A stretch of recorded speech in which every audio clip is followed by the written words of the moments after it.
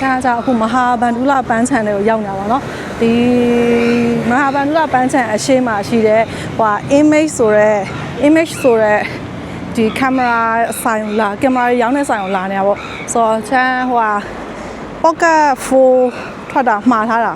အဲ့ဒါရောက်ပြီဆိုလို့ဖုန်းဆက်လို့ပေါ့เนาะအဲ့ဒါအခုလာတာအရင်တော့အဲ့ဒီဆိုင်ကကြတော့ဟိုမှာရှိတာ36လမ်းမှာရှိတာအခုကကြတော့စူးလေဖျားလမ်းမကြီးပေါ်ရောက်သွားပြီပေါ့နော်ဟိုဟာ AGD ဘန်ဘေးကိုရောက်သွားပြီဆိုတော့ချမ်းတို့လည်းအခုသွားပြီးတော့ယူမလို့ကင်မရာပေါက်ကဖိုးသွားယူမလို့ပေါ့နော်ချမ်းမှားလာကြတော့21ရက်နေ့ရောက်မှားထားတာကွာ23ရက်နေ့ရောက်တယ်ဆိုတော့အခုလာယူတာရောက်ပြီရှာလိုက်ရအစ36လမ်းမှာရှိတာအခုကဆိုင်ပြောင်းသွားတာပေါ့နော်နည်းနည်းတော့ကြာနေပြီဆိုတော့ချမ်းမရောက်တာကြာတော့ဆိုင်ပြောင်းသွားတာမသိလိုက်ဒီမှာရောက်ပါပြီဒီချမ်းဒီ Osmo Pocket Phone လေးဒီ combo set ပေါ့နော် creator combo set လေးမှားထားတာဒီနေ့ရောက်တယ်ဆိုလို့လာယူတာဒါကြောင့်အခုတခါတည်းဒီမှာပဲချမ်းတခါတည်းဒီ setting ပါတခါတည်းလုတ်လိုက်မယ်ပေါ့နော်ချိန်လိုက်မယ် unboxing လေးလုတ်လိုက်မယ်ဒီမှာသူ့ရဲ့ပါတဲ့ပစည်းလေးတော့သူပြထားတယ်ပေါ့နော်ဆိုတော့သူကအိတ်က2အိတ်တောင်ပါတာပဲ2အိတ်ပါအရင်တော့ပုံမှန်1အိတ်ပဲအခုက2အိတ်ဖြစ်သွားပြီအသေးလေးအိတ်ကပို့ပြီးတော့အဆင်ပြေတာပေါ့ဟိုကကြီးရယ်ဒီအိတ်လေးမဆက်အောင်ဒီချမ်းလို့ဒီကိုင်းနဲ့ဟိုခရီးသွားတော့လေဒီလိုအိတ်လေးနဲ့ထည့်တော့တိတ်မဆက်အောင်ဆိုတော့ဒီဟာလေးနဲ့ဆိုပို့အဆင်ပြေသွားတယ်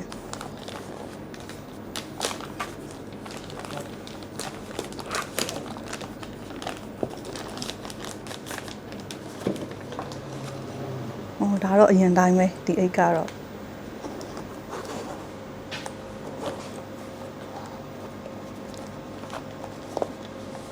သူကမီနီနဲ့တူတယ်မိုက်က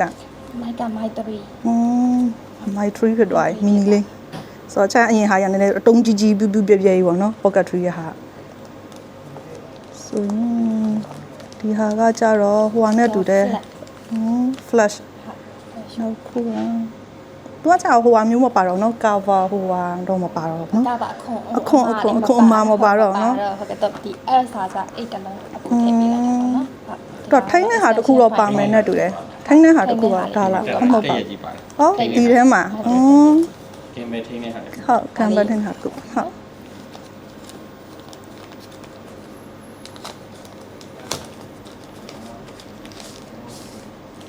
ဝါpocket phone လေးလက်ထက်ရောက်လာပြီဆိုတော့ဒီမှာ gimbal ထိုင်းတဲ့ဟာတော့ဒီလိုပုံလေးပြန်ဖြစ်သွားတယ်မတူတော့ဆိုတော့ကျွန်တော်အရင်တော့ဟာဆိုအတုံးကြီးကြီးပေါ့နော်ဒီလိုကြီးမဟုတ်ကျွန်တော်တို့အရင် gimbal ထိုင်းတဲ့ဟာကျတော့ဒီအတုံးမျိုးဒီဟာမျိုးပေါ့နော်သူကကျတော့ပုံစံပြောင်းသွားပြီသူကဒီလိုလေးဖြစ်သွားပြီဒီနာမှာဒီလိုလေးဖြစ်သွားပြီဒီဟာလေးကပိုကျန်းသွားတော့ဟိုနည်းနည်းပို့ပြီးတော့ကန်ရတာဟုတ်တယ်အဆင်ပြေတယ်ဆိုတော့သူကပေါင်လိုက်တော့မရဘူးတော့ဒီတန်းဆိုတော့ English ပဲယူလိုက်တော့မယ်နော်ဆိုရင်ချိတ်ဖို့ဆိုရင်ဟိုဟာလုပ်လိုက်မှာ Bluetooth နဲ့ဟိုဟာနဲ့Bluetooth တစ်ချက်ချိတ်လိုက်အောင်ဆိုတော့ကျွန်တော်တို့အဲ့ဒါချိတ်ဖို့ဆိုရင် Bluetooth နဲ့ Wi-Fi နဲ့ချိတ်ရတယ်ပေါ့နော်ချိတ်ပြီးတော့မှဒီဟာကို scan ဖတ်ဖို့အတွက်ဓာတ်ပုံဒီဟာလေးကိုနှိပ်ရမှာတော့ app ထဲဝင်သွားပြီเนาะ website ကဒီမှာ gap လုပ်ထားပြီးငါတို့ဟို Mimo app က gap လုပ်ထားပြီးတာဖြစ်တဲ့အတွက်ကြောင့်မလို့အဲ့ထဲပဲတန်းဝင်လိုက်တော့မယ်ဆိုတော့ချမ်းကကြတော့ဒီ Mimo app ကရှိပြီးတာဆိုတော့ तू က update လုပ်ခိုင်းတော့ update ပြန်လုပ်နေတာပါเนาะဆိုတော့ तू update လုပ်ပြီးမှပဲချမ်းတို့ဟိုဟာလုပ်လို့ရမယ်ဆက်ရလုပ်လို့ရတော့မယ်သူ့ရဲ့ QR code ကိုချမ်းတို့ scan ဖတ်လိုက်တာဖတ်လိုက်ရင် तू ကဒီမှာသူ့ရဲ့ website link ကြာလာပါတော့အဲ့ဒါကိုနှိပ်လိုက်ပြီးတော့သူ့ရဲ့ app ကိုမရှိရင်တော့ down ပေါ့ရှိပြီးသားဆိုတော့အကယ်၍ဟိုဟာ update မဖြစ်သေးရင်တော့ update ပြန်လုပ်ရမယ်ဆိုတော့အခုရပြီဆိုတော့ချမ်းတို့လေးဖွင့်လိုက်တော့မယ်ဝင်သွားပြီဆိုတော့သူကအခုကလောလောဆယ်3နဲ့ connect လုပ်နေတယ်ဆိုတော့ Wi-Fi ကိုလည်း3နဲ့ join မလားဆိုတော့ cancel လိုက်မယ်ဆိုတော့ချမ်းတို့ကအခုက4နဲ့ join မှာဆိုတော့4က2ခုတောင်ရှိရပေးဟာလည်းမသိဘူးအဲ့ဒါအမဟာ final တခြားအလုံးပါဝင်နေတာပေါ့နော်ဆိုတော့အဲ့ဆိုရင်309နဲ့1ဆိုတော့အဆက်လိုက်မယ်ဆိုတော့ဒီဘက်မှာလှမ်းပြီးတော့အဆက်နှိပ်ရမယ်ဘာရင်အဆက်နှိပ်ပြီးသွား နေပါဆိုတော့ချိတ်တော့ချိန်နေပြီဒီဟာကထပ်နှိပ်ခိုင်းတာပြန်မယ်အဒီဘိတ်လိုက်ပြီ ဒီကဒီပဲ ခုမှရပြီဆို start လုပ်လို့ရပြီ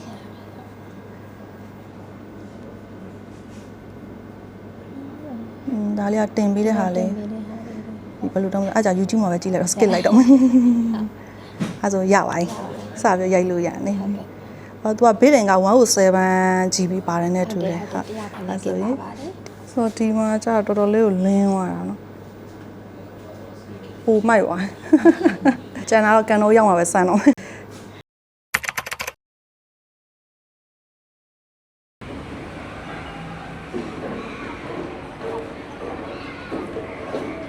ချန်တို့တွေအခုကကြတော့ဒီကန်တော်ကြီးထဲကိုရောက်နေတာပေါ့နော်ဆိုတော့အချိန်ကတော့ညနေ4နာရီခွဲဆိုမှပူတာတော့တော်တော်ပြင်းထန်ပူနေသေးတယ်ဆိုတော့ကန်တော်ကြီးကနေပြီးတော့ချန်တို့တွေဟိုအစတော့ရွှေကုန်းဖျားအရှေ့ဘက်မဟုတ်ရွှေကုန်းဖျားထိပေါ့နော်လမ်းလျှောက်မယ်လို့စိတ်ကူးထားတာဒါပေမဲ့ညနေ4နာရီခွဲနေပြီဆိုတော့ချန်တို့တွေမြေပရာကျွန်းလောက်ထိပဲလမ်းလျှောက်တော့မယ်လို့စိတ်ကူးထားတယ်ရန်ကုန်မှာကျတော့အဓိကအကြီးဆုံးကန်ကကျတော့အင်းရကန်ပေါ့နော်အခုဒီရောက်နေကန်တော်ကြီးကကျတော့ဒုတိယအကြီးဆုံးကန်လို့သိရတယ်ဆိုတော့အရင်တော့ကျတော့ကန်တော်ကြီးကကျတော့ဒီလောက်မကြီးသေးဘူးပေါ့နော်ဆန်းအစထင်တာကျတော့ကန်တော်ကြီးကိုဒါတဘာဝကန်လို့ထင်တာအမှန်သူကမဟုတ်ဘူးလူလောက်ထားတဲ့ကန်ဖြစ်နေတာပေါ့နော်သူ့ကိုကန်တော်ကြီးကအစကိုပြောရမယ်ဆိုရင်1985ခုနှစ်မှာဒါဗဒုံမင်းလက်ထပ်ပေါ့နော်အဲ့တုန်းကရန်ကုန်မြို့ဝင်အီးရွှေရေးရနေပြီးတော့ဒီကန်တော်ကြီးကိုစပြီးတော့တူးဖော်ခဲ့ရလို့သိရတယ်သူတူးဖော်တော့ကျတော့ကန်တော်ကြီးကဒီလောက်တော့မကြီးသေးဘူးပေါ့နော်အဲ့လိုနဲ့1852ခုနှစ်ရောက်တော့ရန်ကုန်ကဗြိတိရှားလက်အောက်ကိုကြာရောက်သွားခဲ့တယ်အဲ့ဒီချိန်တော့ရန်ကုန်ရဲ့အနေအထားပြောမှဆိုရင်ရွှွန်းနူတွေထူထပ်ပြီးတော့ဒီမြို့အင်ကာရဲ့နဲ့ကိုက်ညီမှုလုံးဝမရှိခဲ့ဘူးဒါပေမဲ့ရန်ကုန်မြို့ရဲ့တည်နေရာပြောရမယ်ဆိုရင်သူကဒါရေလမ်းကြောင်းကနေပြီးတော့ကွန်ကူးတန်းသွားမယ်ဆိုရင်တော်တော်လေးကိုအချက်ချကြတဲ့နေရာမှာရှိတယ်ဒါကြောင့်မို့လို့ကိုအင်္ဂလိပ်တွေကဆိုရင်ဒီရန်ကုန်မြို့ကိုပေါ့နော်ဒါနိုင်ငံရေးနဲ့စီးပွားရေးမှာအချက်ချကြတဲ့မြို့တစ်ခုဖြစ်သူကတည်ထောင်လို့ကြတယ်အဲ့လိုနဲ့မြို့တက်စီမံကိန်းကိုဖော်ဆောင်ကြတာပေါ့နော်ဒီစီမံကိန်းကိုဆောက်ဖို့တော့သူကအရင်ဆုံးဒါအနောက်ဘက်မှာဆိုရင်ဒါရန်ကုန်မြို့အရှေ့ဘက်မှာဆိုရင်ပဇွန်တောင်ချောင်းအဲ့ဒါကိုနမိတ်တက်မှတ်ပြီးတော့ဒါရန်ကုန်မြို့တော့တက်ကိုတိဆောက်ခဲ့တာလို့သိရတယ်ရန်ကုန်မြို့တစ်တီထောင်နေစဉ်ကာလမှာပဲရန်ကုန်မြို့တွင်ရေပေးဝေဖို့အတွက်ဆိုပြီးတော့ကန်တော်ကြီးကိုဒါအဆင့်မြင့်တိုးချဲ့ခဲ့တယ်ပေါ့နော်ဆိုတော့ကန်တော်ကြီးကိုတိုးချဲ့လိုက်တဲ့ခါကျရင်ကန်ထဲမှာရေကနည်းနေသေးတယ်အဲ့ဒီအတွက်ကြောင့်မို့သူတို့ကအင်းအားကန်ထဲကရေတွေကိုဒါမြောက်ပိုက်လိုင်းတွေနဲ့တွယ်ပြီးတော့ဖြည့်ခဲ့တာလို့သိရတယ်ဘလို့တွယ်လဲတော့ချမ်းလဲမသိဘူးပေါ့နော်စာထဲမှာတော့အဲ့လိုပဲသူရေးထားတယ်ပေါ့အရင်တော့အဲ့ခုအမှိုက်ပုံးထားတဲ့နေရာနားလောက်မှာဟွာပကံလုံးပုံစံအုပ်အင်္ဂလိပ်ခေါ်မလားအုပ်အဲ့ဒါနဲ့စောက်ထားတဲ့ပကံလုံးပုံစံထိုင်ခုံရှိခဲ့ဘူးတဲ့အဲ့ဒါကြောင့်မလို့ဒီနေရာကိုပကံလုံးကျွန်းလို့ခေါ်တာပေါ့အခုကကျတော့အဲ့ပကံလုံးပုံစံထိုင်ခုံကတော့မရှိတော့ပါဘူးเนาะဒီအမှိုက်ပုံးထားတဲ့နေရာလောက်မှာရှိခဲ့တာအရင်တော့ကျတော့ဆိုတော့ကျွန်တော်တို့အခုကကြတော့ပကံလုံးကျွန်းဟိုဘက်မှာကျတော့ခေမာဒီပကျွန်းပေါ့เนาะဒီအရှိမမြင်ရတဲ့ကျွန်းကကြတော့ခေမာဒီပကျွန်းအဲ့ဒီကျွန်းမှာကြတော့ဒီဇေဒီပချိုးတွေဖျားစနုတော်တွေအများကြီးရှိတယ်ဆိုရင်ချမ်းတို့အဲ့ကျွန်းကိုသွားမယ်အဲ့ဒီကျွန်းကအော်ရင်ရနေမယ်ညနာကလည်းဝင်ရတယ်အေးရတယ်ဟုတ်ပါမဆိုအနောက်မှာဆန်းအနောက်မှာရှူတင်လုပ်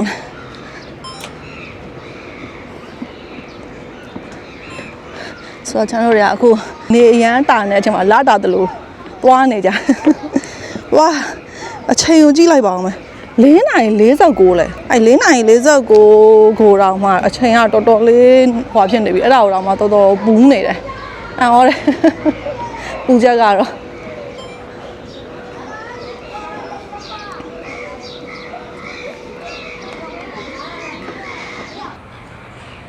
ဆိုတော့ဒီအပေါ်မှာငူဝါပန်းလေးတွေသူကနွေရည်ဆိုအဲ့ငူဝါပန်းလေးကပင်လုံးကျုံပွင့်တာပေါ့နော်အခုကကြတော့ဒီအရွက်တက်လေလဲထွက်လာပြီဆိုတော့အရင်တော့မလှတော့အရင်တော့ဆိုရင်သူကဒီတပင်လုံးနီးကိုပွင့်တာ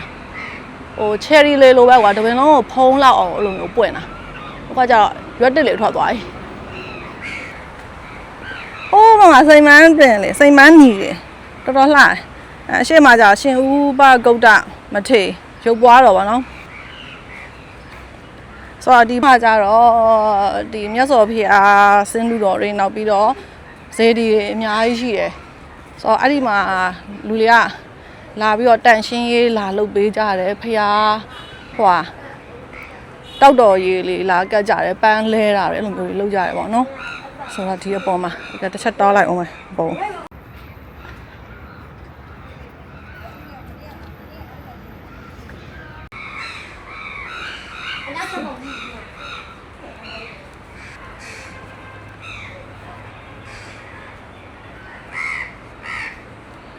ဒီမှာဆိုရင်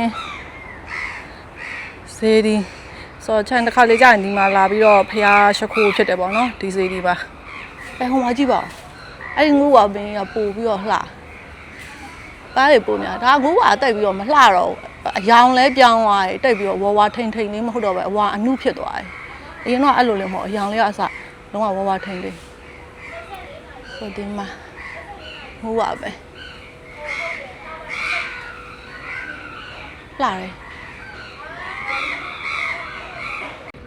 ချမ်းရဲ့နောက်မှာအခုမြင်ရတဲ့ဖောင်ပေါ့နော်အဲ့ဒီဖောင်ကကလဝိတ်ဖောင်လို့ခေါ်တယ်အဲ့ဒီဖောင်ကကြတော့ဟိုရေပေါ်မှာပေါ်ဟိုတစ်သားနဲ့ဆောက်တဲ့ဖောင်မျိုးမဟုတ်သူကကန်းဆက်မှာဒီကွန်ကရစ်နဲ့အသေးဆောက်ထားတဲ့ဖောင်မျိုးပေါ့နော်ဆိုတော့အဲ့ဒီဖောင်ကကြတော့1982ခုနှစ်တုန်းကစဆောက်ပြီးတော့1984ခုနှစ်မှာပြီးစီးခဲ့တာလို့သိရတယ်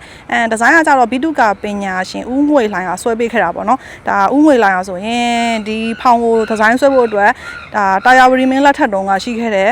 နှစ်စင်းတက်ပြည်ကြီးမွန်ဖောင်အဲ့ဒီဖောင်ရဲ့နောက်ပြီးတော့ကလဝိတ်ဖောင်ရဲ့မှီညမ်းခဲ့တယ်လို့သိရတယ်ဆိုတော့ဒီတာယာဝရီမင်းလက်ထက်တော့ရှိခဲ့တယ်ကလဝိတ်ဖောင်ကကြတော့ဒီဒဇီးတဲ့ပဲပေါ့နော်အဲ့ဒဇီးထဲမှာသူကအရှိမကလဝိတ်ငှက်ရုပ်ရှိတယ်ပြည်ကြီးမွန်ဖောင်နှစ်စင်းတက်ဖောင်ကကြတော့အရှိမကြတော့ကလဝိတ်ငှက်ရုပ်မဟုတ်ဘူးသူကကြတော့ဒီငကားကိုဂလုံးချီနေတဲ့အယုတ်ရဲ့သူ့ရဲ့အနောက်မှာတကြားမင်းကခယူတင်းကင်ထားတဲ့အယုတ်ပေါ့နော်အဲ့ဒီအယုတ်ကိုထွင်းထားတာဖြစ်တယ်ပေါ့နော်ဆိုတော့အဲ့ဒီနှစ်ခုကိုပေါင်းပြီးတော့ဒီဟာကိုဒီဇိုင်းထုတ်ထားလို့ချမ်းထင်တယ်ဆိုချမ်းတို့လည်းအခုကကြတော့ပြန်ထွက်မယ်ပေါ့နော်ဖះကျွန်းကနေပြီးတော့ပြန်ထွက်ပြီးတော့ဒီဟိုဘက်ပလဲကျွန်းလို့ဘာလို့မြေပေရာကျွန်းလို့အဲ့ဘက်ခြံလေးသွားမယ်ဆိုတော့အခုဒီမှာရှုခင်းလေးကလှလို့မူဝါပင်နဲ့ကလဝိတ်ဖောင်နဲ့ရှုခင်းလေးကတော့တော်လှတယ်မကြည့်မူဝါပန်းလည်းအနိကဆွဲလိုက်အောင်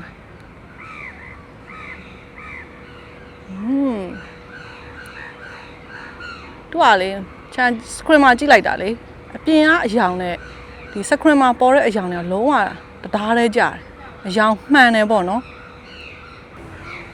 ဆိုတော့ချန်တို့သွားမဲ့လမ်းကြောင်းကကြတော့ဟိုဘက်အချမ်းပေါ့နော်အဲ့တရားတိုင်းသွားမယ်ဆိုရင်ဒီဟိုမှာမြင်ရတဲ့တရားပေါ့အဲ့တရားတိုင်းဆက်ပြီးတော့သွားမယ်ဆိုရင်ချန်တို့တွေဟိုဟာဒီကန်းကော်ကျွန်းလို့ပလဲကျွန်းလို့မြေပရေရာကျွန်းလို့အဲ့ဘက်ကိုဆက်ပြီးတော့ရောက်မယ်ပေါ့နော်မြေပရေရာကျွန်းအစုံမှာအပြင်ကိုထွက်လိုက်မယ်ဆိုတော့ဒါရွှေကုန်းဖျားအရှိပန်းမုတ်ကိုတန်းရောက်ပြီလက်ရှိအချိန်အားကြတော့9:16ဆိုတော့ချန်တို့တွေဒီရွှေကုန်းထိသွားဖို့တော့မမီတော့ဘူးပေါ့နော်ဘာကြောင့်လဲဆိုတော့ဒီဟိုအပေါက်တွေကကြတော့ gate တကားလေးကကြတော့6နာရီဆိုရင်ဒါတရားဝင်ပိတ်တယ်ပေါ့နော်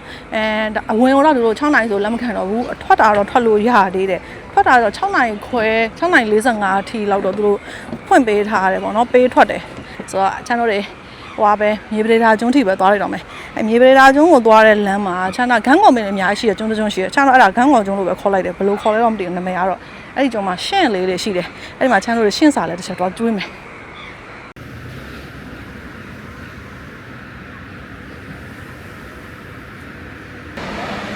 သူ့အနာတော့တော်တော်လေးတော့သင်းတယ်မှုေးနာပဲ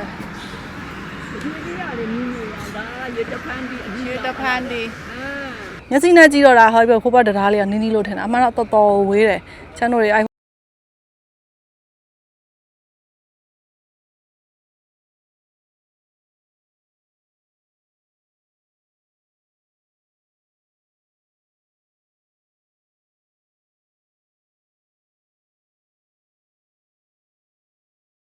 ချမ်းတော့ကြတော့ဒီအဲ့လိုမျိုးတပတ်ပတ်တာမဟုတ်ဘူးအနေသွားပြီးတော့အဲ့လမ်းအသွားလမ်းကြောင်းတိုင်းပဲပြန်တာအဲ့လိုပုံစံမျိုးလာတာဆိုတော့ကြာပန်းလေးကကြတော့ဟိုဘက်မှာတော်တော်လေးကိုလှပွင့်တာတခုပဲပေါ့နော်အမိုက်တွေအဲ့ရေတံဘူးခွန်တွေပြီးတော့မုတ်တွေအဲ့အဓိကတော့အဲ့ဒါလာလဲတဲ့လူတွေပြစ်တာများတယ်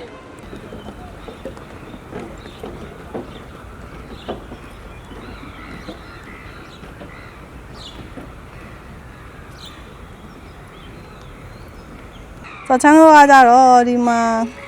ရှင်လေးလေအစာကျွေးဖို့ပေါ့နော်အဲ့ဒါကြတော့ဒီမှာဆိုရင်ဒီကပြောင်းမှုစိတ်လေးသူအစိမ်းပေါ့နော်ပြောင်းမှုစိတ်အစိမ်းဒီမှာကြတော့အတီးကတော့စားမမတည်ဒီနေ့မှစယူလာကြည့်တာပေါ့နော်ဟိုဟာတခွားမွေးတိပေါ့မစားရင်တော့ပြန်ယူသွားလိုက်မယ်ပြန်ဒီမှာတော့ပြောင်းကတော့သူတို့ကျင်းနေစားတယ်ဆိုတော့ချမ်းတင်နေကြနေရလေးကတော့ဒီနားလေးဒီခါဒီနားလေး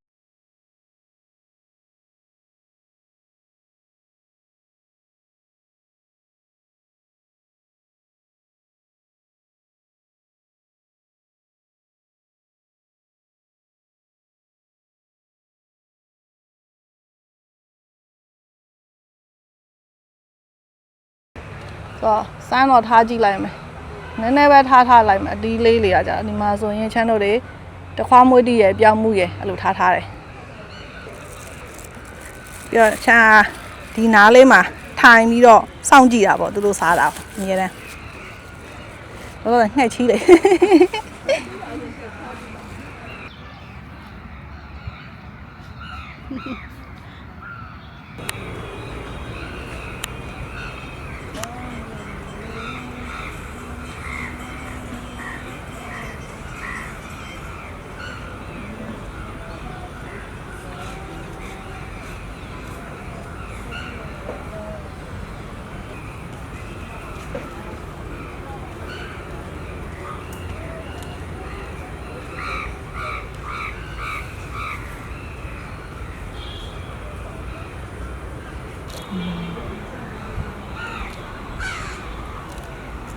ကြီးကန်နဲ့လူစာလူဒီကြီးကန်အတီးယူရအတီးတွေယူရတယ်ကြီးကန်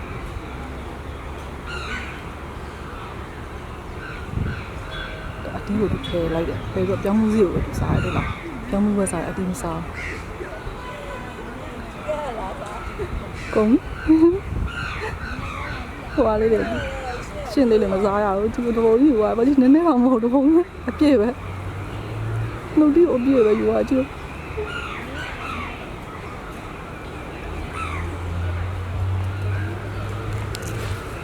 好点呢。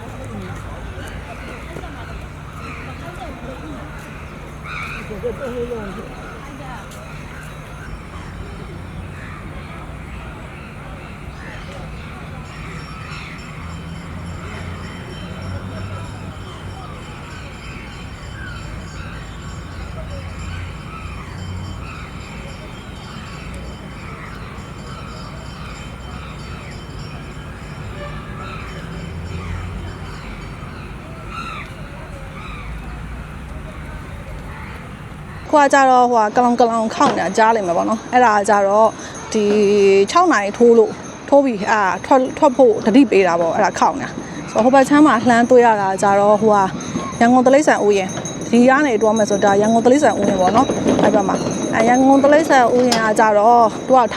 1900တခုနှစ်မှာဒီကန်တော်ကြီးရှိမှာရှိတဲ့မြေလွတ်မြေရိုင်းပေါ့နော်အဲ့ဒီမြေလွတ်မြေရိုင်းကိုရှင်းပြီးတော့စဆောက်တယ်1906မှာပြီးရပေါ့နော်ဆိုတော့ချမ်းတို့တွေကတလိမ့်ဆန်ဦးရင်တော့မသွားတော့ဘူးဆိုတော့ဟိုဘက်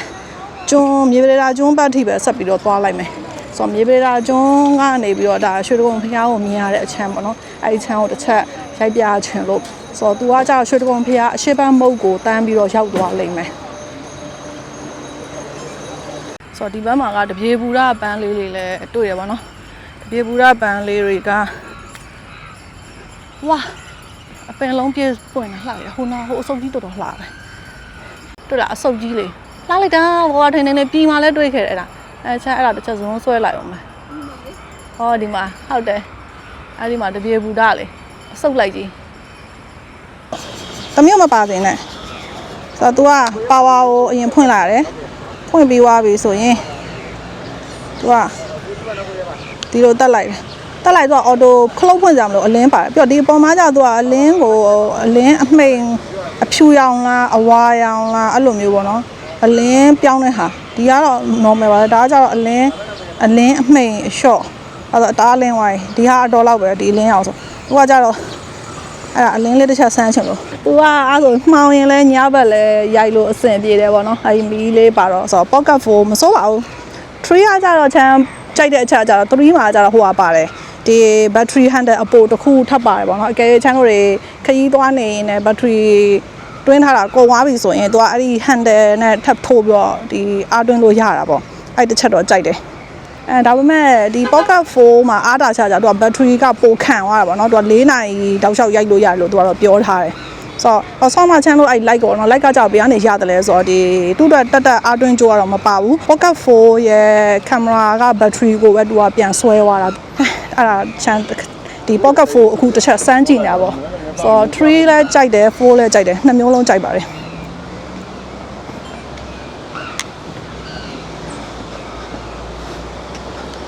ဆိုတော့ပိတ်လိုက်ရင်အလင်းကအော်တိုပိတ်သွားတယ်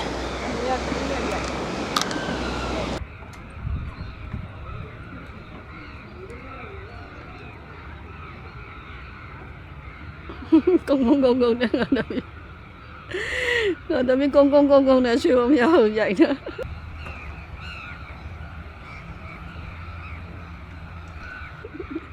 呀呀，那你那哪位？မောင်သွားတော့လင်းနေတယ်တိလားဘာကဖို့ပါလေ